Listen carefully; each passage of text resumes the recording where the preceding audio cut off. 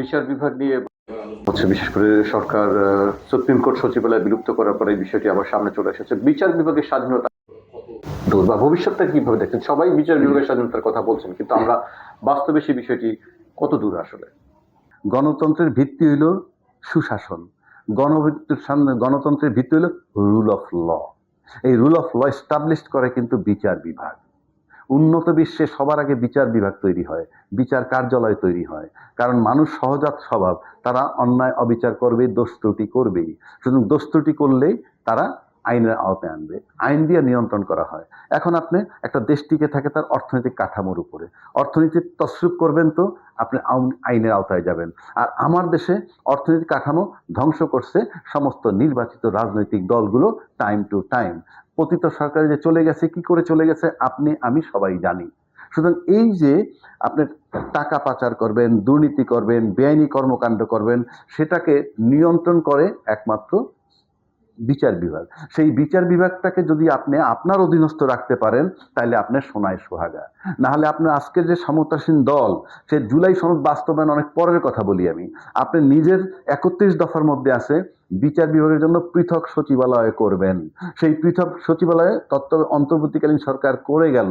আপনি নির্বাচিত হয়ে আসার পর সেই সচিবালয়টাকে সম্প্রতি বিলুপ্ত করে দিয়ে এর কর্মকর্তা কর্মচারীদেরকে বিচার বিভাগের আইন মন্ত্রণালয়ের অধীনে ন্যস্ত করলেন। তার মানে কি? আপনি পরিষ্কার চাচ্ছেন, এই বর্তমান সরকার পরিষ্কারভাবে চাচ্ছেন দুর্নীতি চলমান থাকবে, দেশে লুটপাট হবে, সেটাকে যাতে বিচার বিভাগ একচ্ছত্রভাবে নিয়ন্ত্রণ করতে না পারে, সেটা যাতে আপনাদের অধীনস্থ থাকে।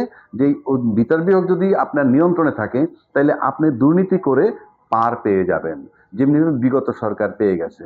এবং যার কারণে আজকে যদি বিচার বিভাগ পৃথককরণ থাকতো সুপার, তাইলে আপনার বর্তমান সরকারের একজন উপদেষ্টা বলতে পারতেন না যে শেখ হাসিনার প্রতিও আমরা ইনসাফ করব।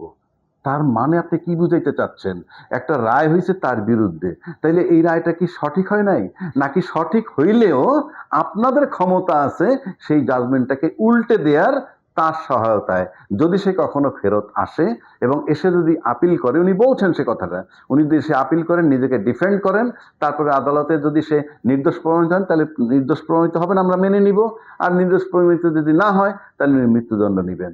তার মানে এই যে কনফিডেন্স থেকে বলা, এটা একটা ইঙ্গিত যে আওয়ামী লীগ বলতে আওয়ামী লীগ তো সারফেসে আছেই, সাজানো সংসার আছে, সেখানে হয়তো শেখ হাসিনাকে একটা আনার পরিকল্পনা।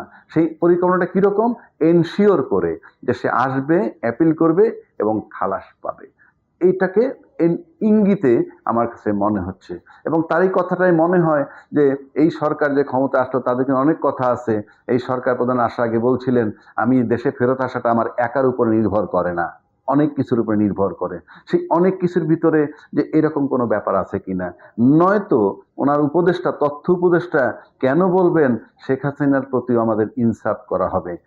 কেন আপনি এটা বলবেন? তাহলে তো একটা বিচার প্রক্রিয়া দিন। তার মানে আপনি ইনফ্লুয়েন্স করতে পারেন বিচার বিভাগকে, সেটাই কি মিন করছেন?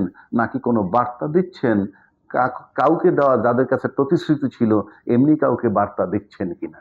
জি, আপনাকে অনেক ধন্যবাদ। আপনার মাধ্যমে অনেক গুরুত্বপূর্ণ বক্তব্য আমরা জানতে পারলাম। আপনারা শুনছিলেন সুপ্রিম কোর্টের সিনিয়র আইনজীবী অভয় রাজ্জাকীর মন্তব্য। বিভিন্ন বিষয় নিয়ে তিনি কথা বলছিলেন। দর্শক, আপনারাও আপনার মতামত দিন, থাকুন আমাদের তাহাদের কথা প্ল্যাটফর্মের সঙ্গে।